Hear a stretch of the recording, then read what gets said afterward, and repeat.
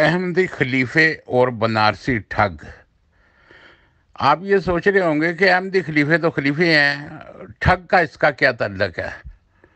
اور یہ کہاوت جو ہے بنارسی ٹھگ، یہ اس وقت یہ کہاوت نکلی جب انڈیا، پاکستان، بنگلہ دیش وغیرہ سب کٹھے تھے۔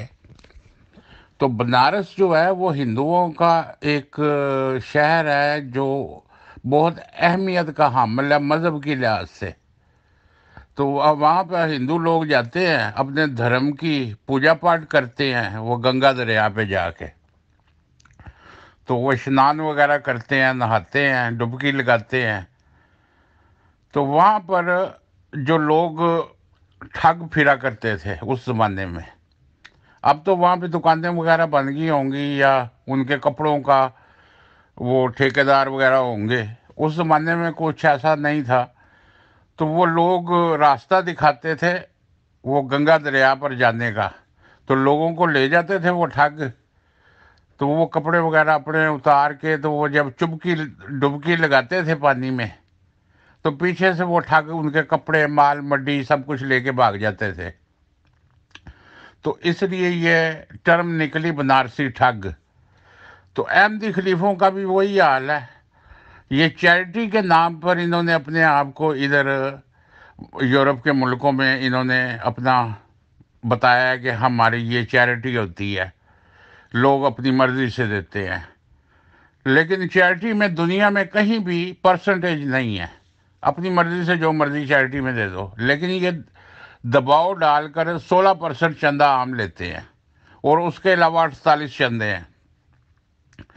تو یہ خلیفے بھی بنارسی ٹھگ ہیں، جن کا نہ قرآن میں کوئی وعدہ ہے نہ کوئی ذکر ہے۔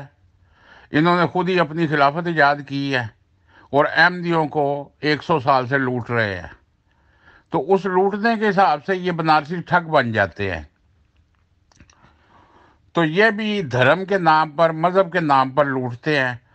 جیسے وہ بنارس میں لوگ جا کے اپنی پوجا پاٹ کرتے تھے اور وہ ٹھگ ان کے کپڑے بھی لے جاتے تھے، اسی طرح آپ ربوہ میں چلے جائیں، یہاں سے یورپ سے اپنی کوئی ڈیڈ باڈی وصیت کروائی ہوئی ہے کسی نے، کوئی موسی ہے کوئی موسیہ ہے، ان کو دفنانے کے لیے جب آپ ربوہ جاتے ہیں چناب نگر میں، تو وہ دفتروں والے جو ہیں نا، وہ بنارسی ٹھگ بن کر ان کا کھاتہ کھولتے ہیں وہ ڈیڈ باڈی کا، کہتے ہیں جی انہوں نے وصیت کروائی تھی تو ان کے اتنے پیسے رہتے ہیں، یہ پیسے دو گے تو پھر کتبہ لگے گا۔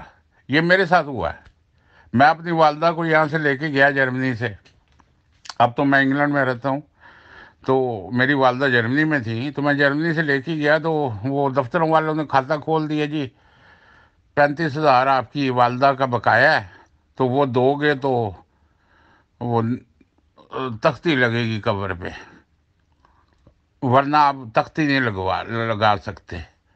تو یہاں سے جو بندہ جاتا ہے وہ کہتا ہے چلو 30-35 ہزار دے دو، اب ڈیڈ باڈی سے تو بندہ نہیں پوچھ سکتا نا۔ تو یہ سارے بنارسی ٹھگ یہ خلیفوں کے بنائے ہوئے قانون ہیں، یہ خلیفے جو ہیں یہ وہ بنارسی ٹھگ ہیں، ٹھگ۔